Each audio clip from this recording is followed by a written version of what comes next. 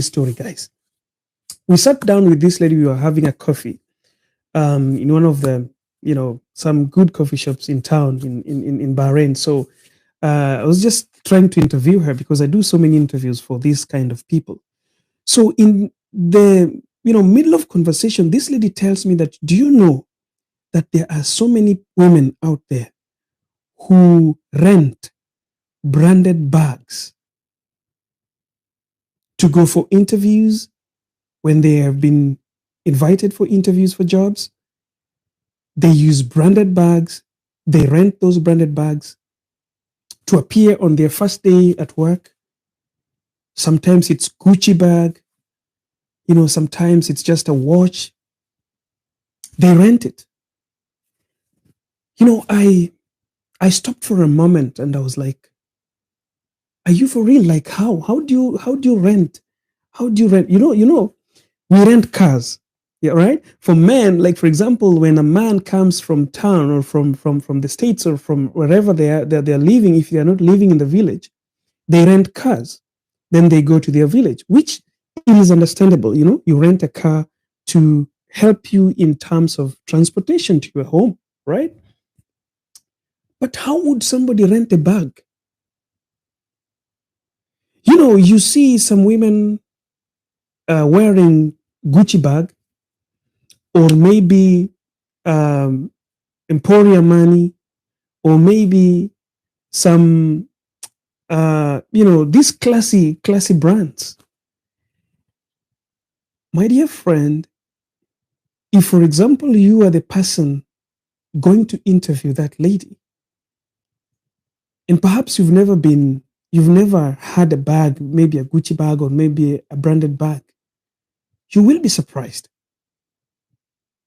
You might go home asking yourself a lot of questions. Why me? Why am I this person who has worked for so many years, but I can't afford a branded bag? Yet somebody who is coming in front of me for an interview is using a branded bag or a branded cloth.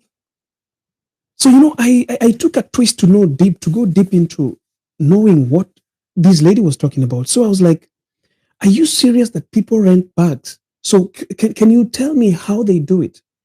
Then she told me that there are so many shops within the town where people can rent these bags. You can rent it at 10,000 Kenya shillings, which is around 40 Bahraini dinars. You can rent it for 20 Bahraini dinars, which is around 5,000 Kenya shillings.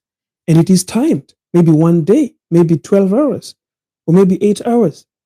You just rent it for that interview. You just rent it for that first meeting that you're going to meet somebody. So, you're going into your first date with a man and you've rented a Gucci bag. So you're going to produce your brand. You're going to show off how expensive you are, which is going to intimidate that guy. Perhaps he's a guy who can't even afford, a copy of that Gucci bag. But you are there with the real Gucci bag, and he will be like, this is not my class. So why am I saying that life is never fair? That was just an example of how things happen.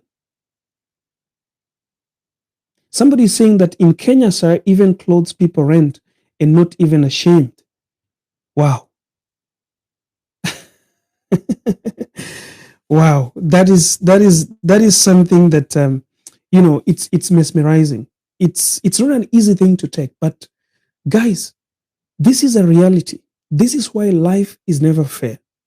You see, there is this person that you know that is working so hard, doing the right thing every time, making sure that they do rightfully as God wishes or want them to do. There is this person who is working so hard, making sure that they abide by the rules and the laws that govern the state or the country or wherever they are. But we all come to an agreement that these people don't succeed. There are a lot of people who are trying to work hard, who are trying to do the right thing, find it hard to get success. We are in agreement with that, right?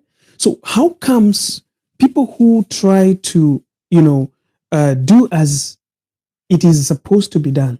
People who try to struggle with life. People who try to use their correct routes. People who don't go to rent those Gucci bags.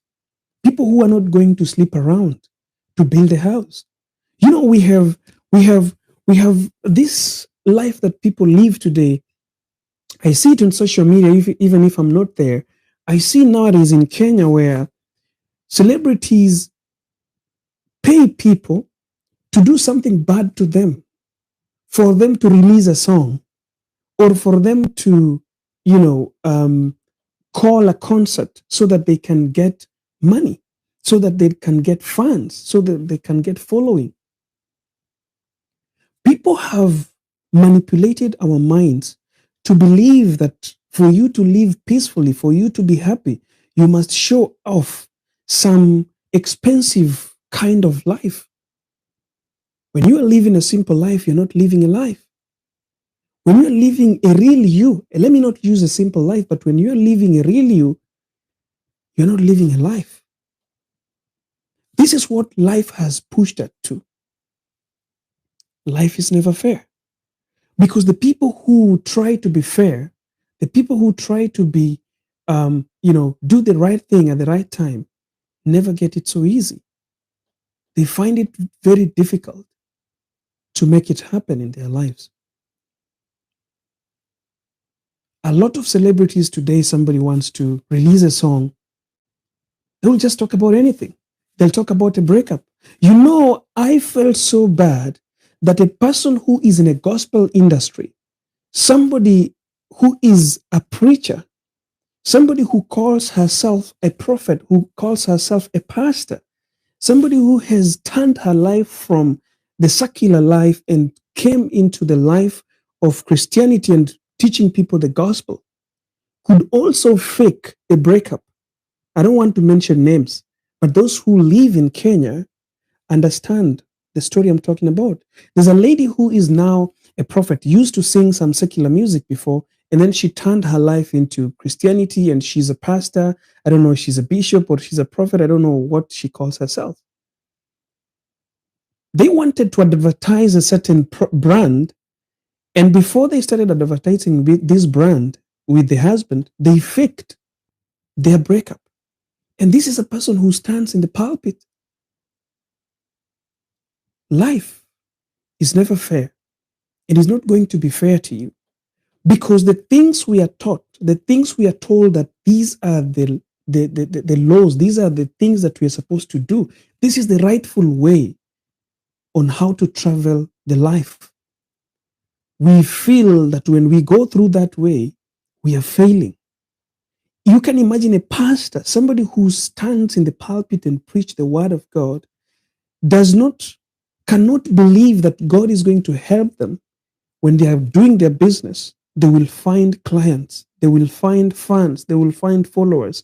Instead, she accepts the norms of the society to fake her divorce to attract followers. Then the next Sunday, you are going to sit in front of this person to preach you a gospel. And I thank you for the gift. How do we believe? How do we come back to understand that we need to be rightful?